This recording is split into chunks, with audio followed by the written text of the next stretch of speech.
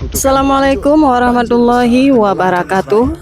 Hari ini saya akan menceritakan tentang azab Allah, kebakaran, hujan es, angin tornado terhadap Israel, karma yang dialami Israel akibat perbuatannya terhadap Gaza, Palestina.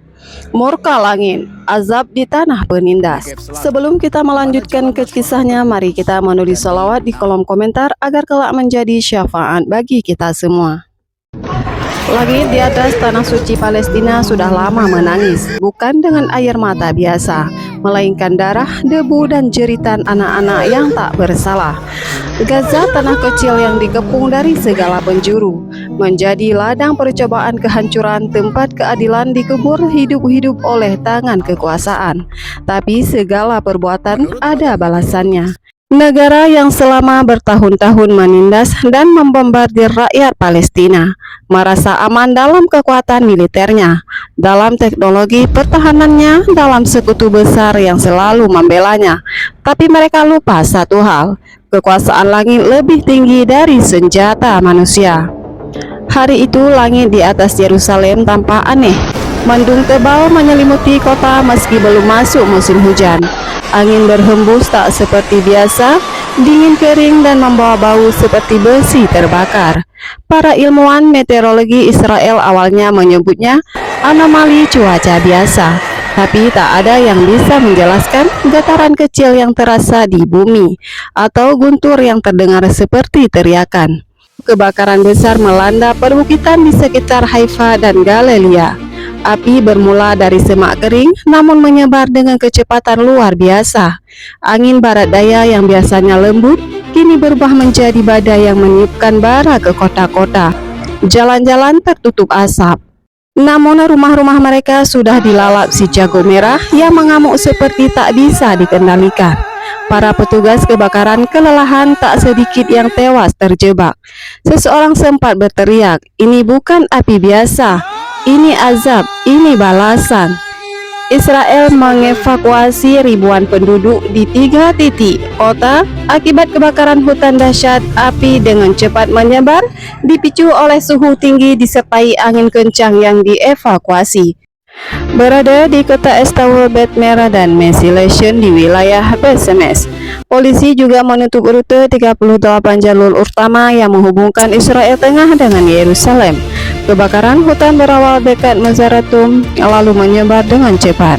Akibat suhu yang sangat panas ditambah lagi angin kencang, otoritas kebakaran penyelamatan Israel mengerahkan 11 pesawat dan lebih 100 kru untuk memadamkan api di wilayah Estol. Petugas pemadaman kebakaran terluka saat memadamkan api di perbukitan Yerusalem. Perdana Menteri Israel Benjamin Netanyahu memerintahkan penggunaan pesawat Hercules untuk upaya pemadaman. Belum selesai kebakaran dikendalikan, hari berikutnya langit menurunkan hujan es. Bukan butiran kecil, tapi bongkahan seukuran bola etis menghantam Tel Aviv dan netanya. Mobil-mobil penyok, atap rumah roboh, anak-anak ketakutan. Orang-orang berteriak mengira ini kiamat.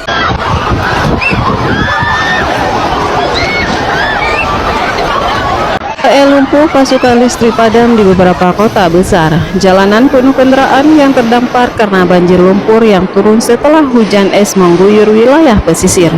Pabrik-pabrik berhenti beroperasi, sekolah ditutup, rumah sakit penuh dengan korban luka bukan karena perang, tapi karena alam. Militer tak bisa berbuat banyak, mereka terbiasa melawan manusia, bukan badai, bukan api, dan juga bukan hujan es. Di langit Yerusalem muncul kilatan cahaya aneh pada malam ke-7 sejak bencana dimulai. Orang-orang mulai menangis, bersujud memohon ampun meski dalam hati mereka tahu semua ini bermula dari darah yang mereka tumpahkan di Gaza. Negara-negara Arab mulai bersatu menyuarakan solidaritas. Turki mengirim bantuan untuk Gaza. Iran menyampaikan doa terbuka, bukan untuk Israel tapi untuk rakyat Palestina yang terluka. Negara-negara barat mulai terbelah antara mendukung sekutu lamanya atau mengakui kebenaran yang selama ini mereka bungkam.